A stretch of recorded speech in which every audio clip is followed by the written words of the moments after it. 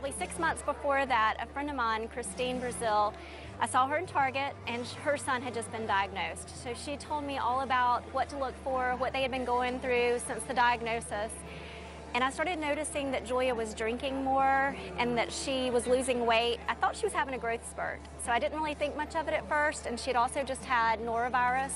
So kind of everything went together. But when I started seeing more and more, I'm filling up my water, I'm going to the restroom in the middle of the night, a huge light bulb went off.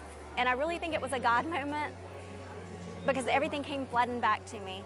So that night, I called my pediatrician's wife, who's one of my best friends, and said, we need to get in ASAP in the morning. And so we went straight in without eating or drinking.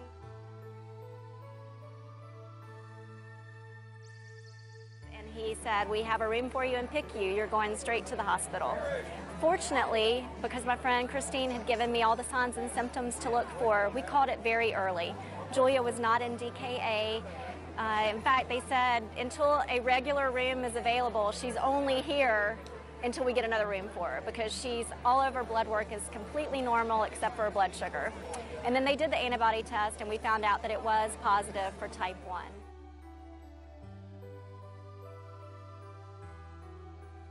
One of the reasons that it's so important for us to have funding and research available and why it's important for everyone to give as much as they can is that the more we know, the more we can prevent type 1 for another family. And we are on the cusp of just cutting edge research for prevention and possibly a cure. So the dollars matter, whether it's $1, $100, just whatever you can give, it helps so much for the families who have type 1 and for those who will be diagnosed in the future.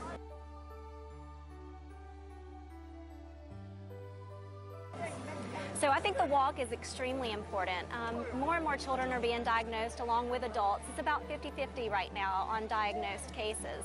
So that is one reason we don't go by juvenile diabetes research anymore. It's JDRF because we know that there is an adult onset and a childhood onset. And the more we have awareness, the more people can recognize signs and symptoms and they can just understand more about the disease process. It is an autoimmune disorder. There's a lot of misinformation out, so anytime we have an ability to have public awareness, all it can do is help.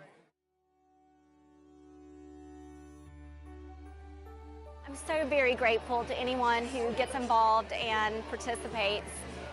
There is strength in numbers. As Julia's platform is about, type 1 diabetes is all about numbers. It's about your insulin, your blood sugar, your carbs, your amount of exercise, the number of hours of sleep. But a huge component with strength in numbers is friends and family and the dollars that can be put into research. Every dollar counts and everyone that you have on your team, your family team, matters so much and it does make a difference.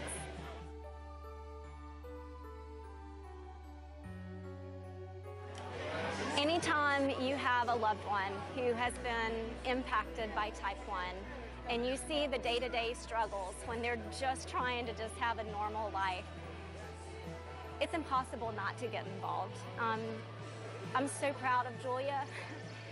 She's done an amazing job. But anything I can do as her mom, I just want to help because I do believe with all my heart that a cure is right around the corner.